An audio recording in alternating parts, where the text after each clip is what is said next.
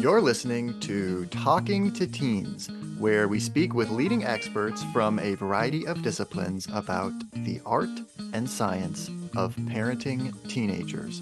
I'm your host, Andy Earl.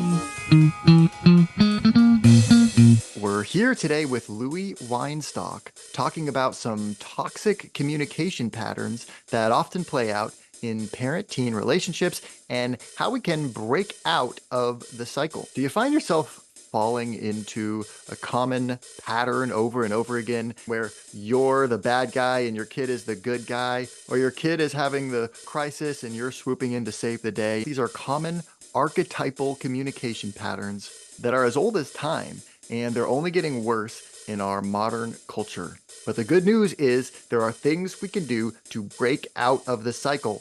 Our guest today is a therapist. He works with parents and teenagers. He spent years running a school in London for troubled kids.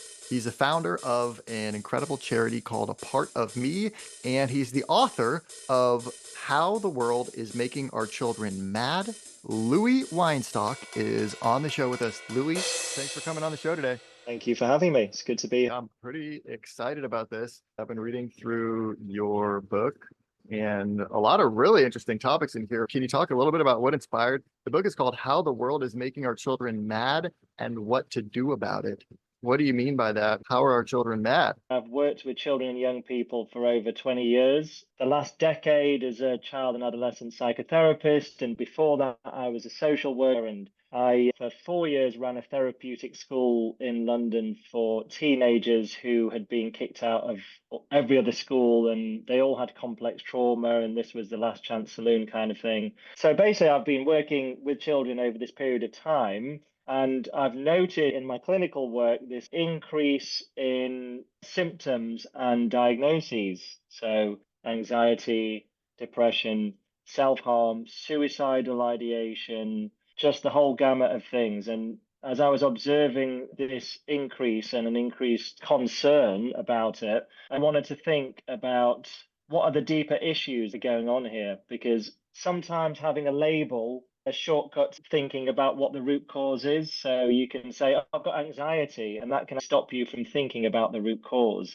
And if we're seeing a general trend for the last decade in terms of increase in depression, anxiety, increase in suicide, and we're seeing that in the US and in the UK and in other countries around the world, clearly there's something about the world that is affecting our children's minds, right? That doesn't get talked about anywhere near enough.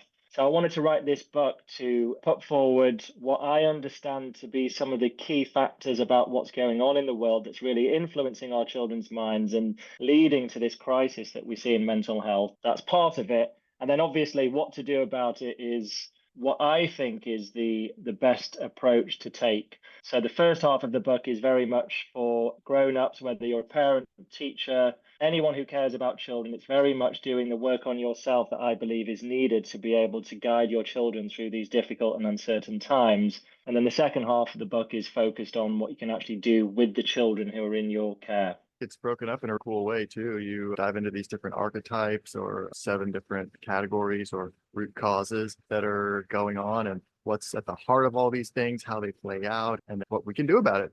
One thing you talk about in the beginning of the book that I thought was really interesting is resilience, which is something we all feel like, wow, how can I get my kid more of that? We want them to bust through barriers and not give up and persist and keep on going. They got to have grit. They got to have stick-to-itiveness. Yeah. They got to not let life get them down. What could possibly be wrong with resilience? We don't want life to get our children down. And implicit in that is the idea that being down or feeling down is a problem.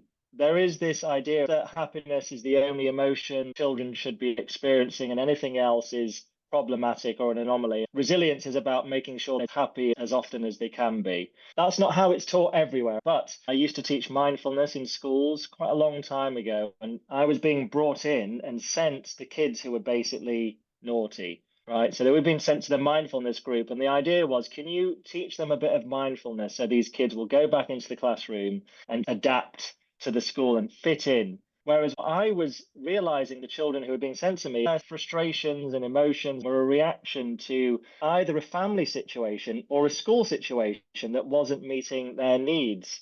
So if I was just going to say, follow your breath and self-regulate and use these techniques to calm down and go back into the system without giving them any of the sort of critical thinking skills about what is it that might be causing you to feel this way and what is something that you might be able to do to feel empowered in the environment that you're in rather than just adapting to the system. So my approach over time was to help these children think critically about the environment and the impact it was having on their minds, whether it was the family or the school. This concept of resilience, it often is promoted as the idea that a child should have the skills to get through even the hardest times and have the grit to keep going, whereas sometimes it's important that we stop and we don't keep going. As part of the cultural narrative, particularly in America, but largely around the world as well, this idea that you've got to keep going, keep driving forward, keep progressing. And then we have this epidemic of adults who are completely burned out, who I also see in my practice. Something isn't right about those terms, grit and resilience, in the way they're framed. And that's why I question it in the book.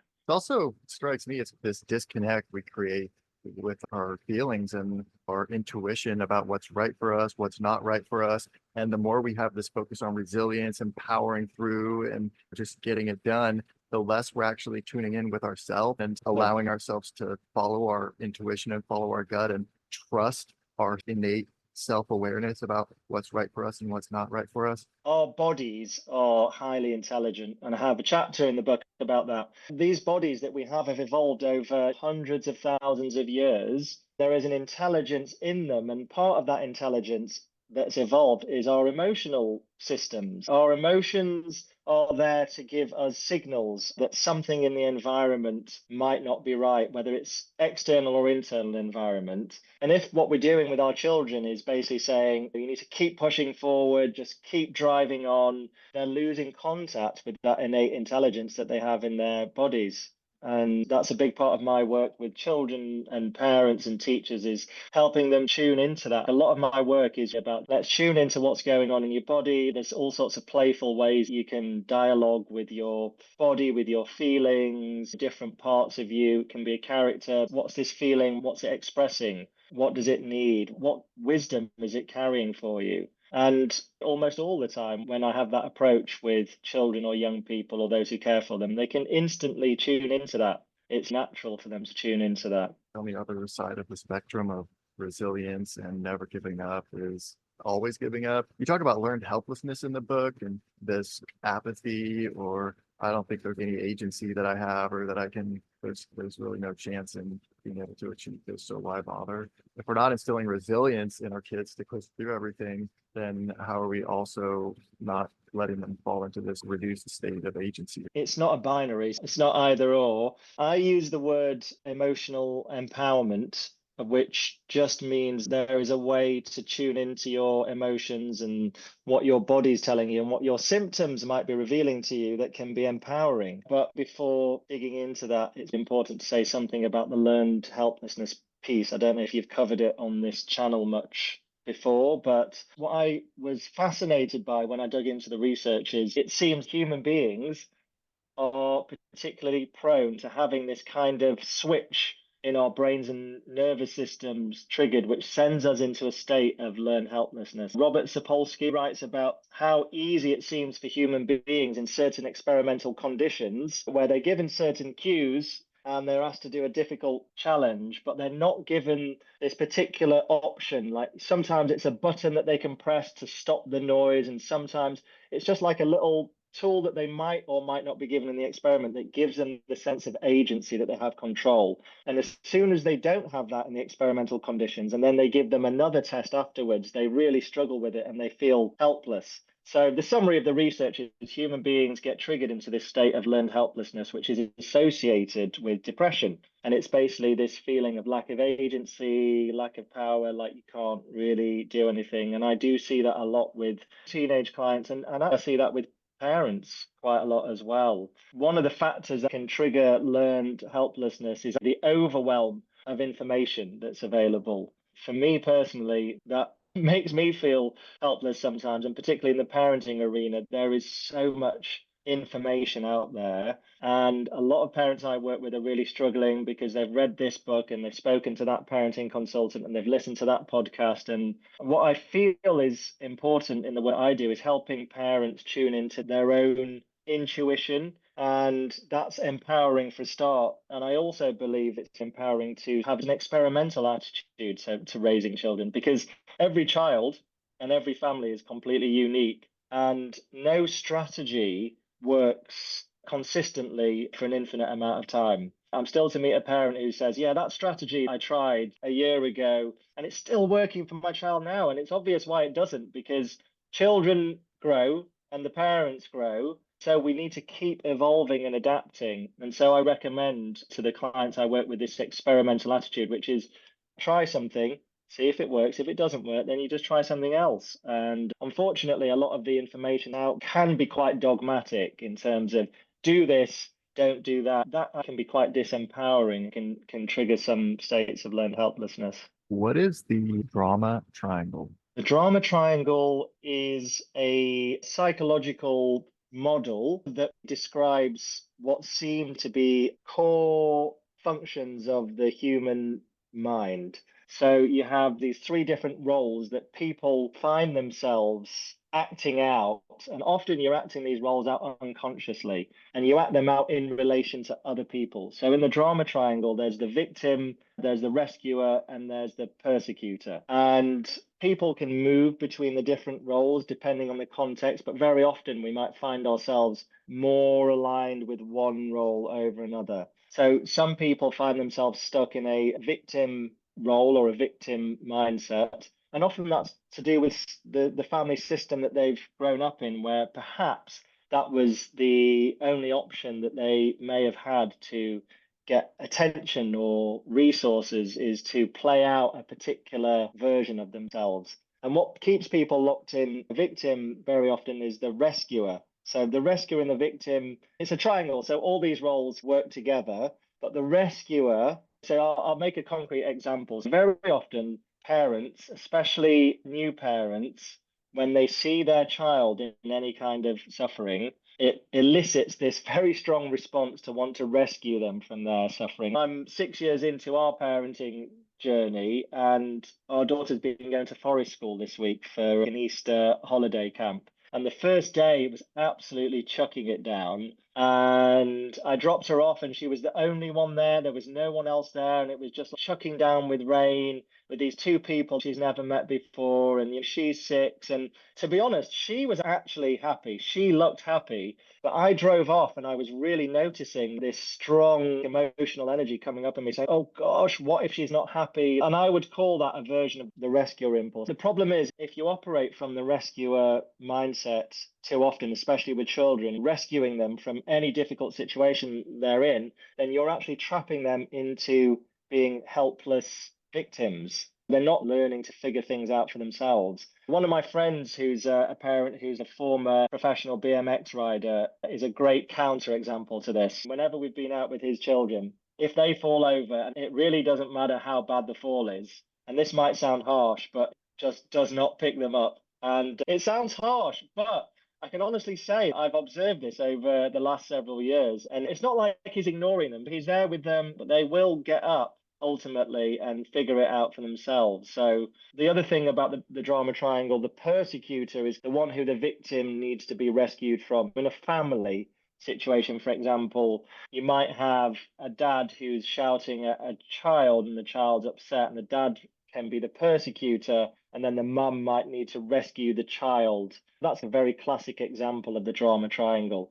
But what's really important is to notice that these are patterns we get stuck in. They're quite deep within us. I use the word archetypal, which comes from Jungian psychology. The idea of an archetype is this is a deep pattern within our human code that plays out in similar ways across different cultures. And I think there is that deep element to it, but just being aware of it is a really good start, especially with children and teenagers. A good example is social media. Social media is the persecutor, and if parents approach the executor of social media in a particular way, then they aren't empowering their kids and they can trap them into a feeling of helplessness. So if they just leave them to it, or if they completely ban it without any conversation, then they're keeping them trapped. They're rescuing them from this persecutor. But what I've found really helps, and it's not easy, but young people can be so reflective about their use of social media. They're very aware of the harms, and creating a space of reflection where you're asking them questions rather than trying to rescue them. You're just curious and saying, when you played that game last night, what happened and how did it make you feel? How did you feel afterwards?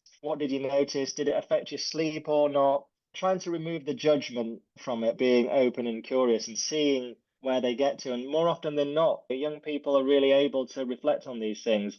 It's not necessarily easy for them to stop. That's a separate conversation about social media that maybe we'll get onto. But the point is to snap out of the drama triangle. It's about getting into more of an empowering, coaching kind of mindset. Something pretty interesting you talk about in the book is you point out there's actually a lot of power in the victim role.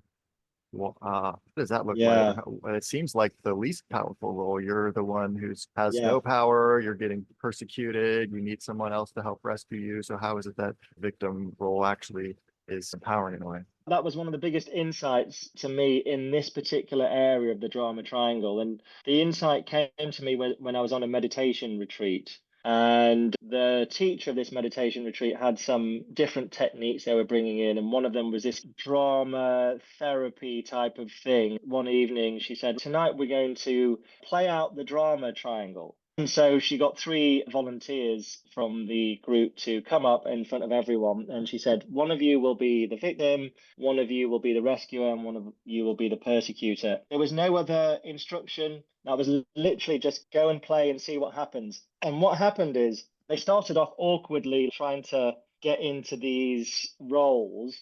And at some point, it switched from awkwardly trying to play this thing to literally being in a trance. And the victim became the most powerful person in this scene because she was, it's hard to explain, but she was giving off this energy that was attracting other people towards her, Everything's rescuer. revolving around the Everything victim was in a way that, revolving around the victim. And yeah, I just yeah, really right. got this insight. I was watching this and I was going, oh my God, the victim. You wouldn't normally think that was like such a powerful Also, she role, but becomes the actually, hero of the story in our hero's journey type of exactly, story archetype. There's a victim, uh, a villain, and there's a exactly, perpetrator, and then there's maybe someone who's helping them, and exactly, so they take over the narrative, putting themselves at the exactly. center of the narrative. That was such a light bulb moment for me. The victim can have such power. And that made sense because it correlates with the research into learned helplessness as well. And it made sense in terms of family dynamics. People tend to orient towards a victim role in the drama triangle when they have no other options, no healthier options of getting power. And in the book, one of my key messages is that very often symptoms that we associate with mental health are an unconscious way of trying to get power in a situation where a child feels powerless. And actually, if we can give them more of a healthy sense of empowerment through all the things that I've been talking about so far, very often we find that those symptoms go away. What would be an example of that? How could something we look at as being a mental health symptom actually be a subconscious strategy to get more power in a situation? Secondary gains is a related term from the field of psychology. The idea is that very often there's a second gain that's happening that we can't see, particularly in a family system. Let's say if somebody is feeling anxious and they're expressing that anxiety into the family system,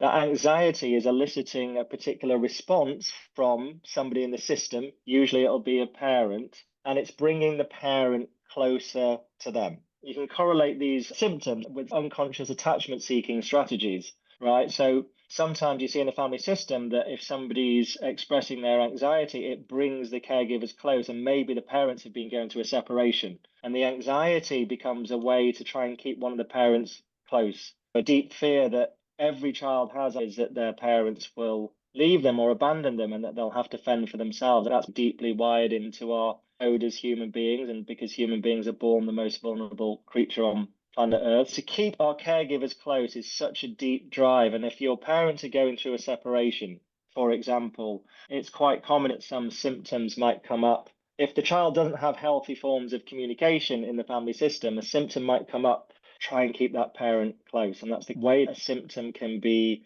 gaining a sort of secondary advantage in a situation where it seems like a problem. Louis, thank you so much for coming on the show today. We are getting over the end of our time here, and there's so much more to discuss. We really only scratched the surface of all the great stuff in your book. And what I love is how you go into exercises. You don't just talk about how all these things are really hard or that really sucks for families. You dig in and go through these step-by-step exercises that people can try out and implement or walk through with your kids. And so I found that to be really powerful and helpful. And I will highly encourage people to check it out, grab a copy. The book is called How the World is Making Our Children Mad and What to Do About It. Thank you so much. I really enjoyed the chat. Where can we send people to find out more about you, more about your work, and maybe follow updates on what you're doing next? I'm not huge on social media, and some people say that's to my detriment, but I've made a conscious decision not to spread myself across all these different platforms.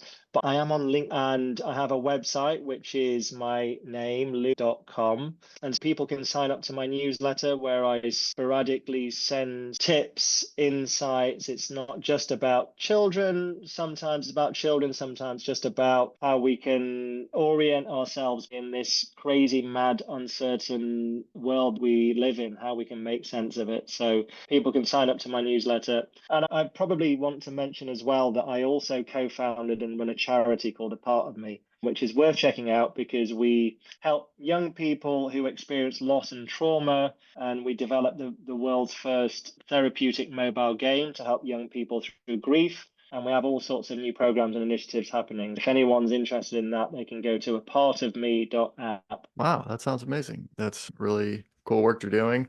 And I highly encourage people to go check that out, see what they can do to get involved. Thank you so much for coming on the show today, for sharing all this with us. I'm really grateful to have you here and for taking the time to write this book. It's powerful and helpful. Thank you. Thanks for having me, Andy. Appreciate it.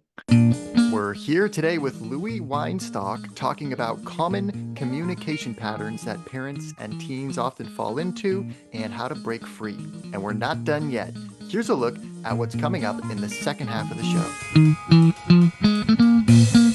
There can be in some families quite a lot of avoidance, and often it's to do with a fear of the feelings that might come up. We worry that if we talk about this difficult thing, then these feelings will come up. And it was a study by Harvard where they interviewed thousands of families about the difference between what parents stated their values were and what their daily messages and interactions with their children were like. And there was this huge disparity between parents who said, I really want my child to be caring and kind and generous, but in the way they were interacting, they were basically giving them the message that they needed to be the opposite of that. Paul Gilbert is this amazing professor of psychology in the UK who's developed this whole body of research into compassion-focused therapy. And he has this model which young people and parents find super helpful. And it's these three color-coded circles to describe the three basic motivational systems. Want to hear the full interview? Sign up for a subscription today. It's completely affordable, and your membership supports the work we do here at Talking to Teens. You can now sign up directly through Apple Podcasts. Thanks for listening, and we'll see you next time.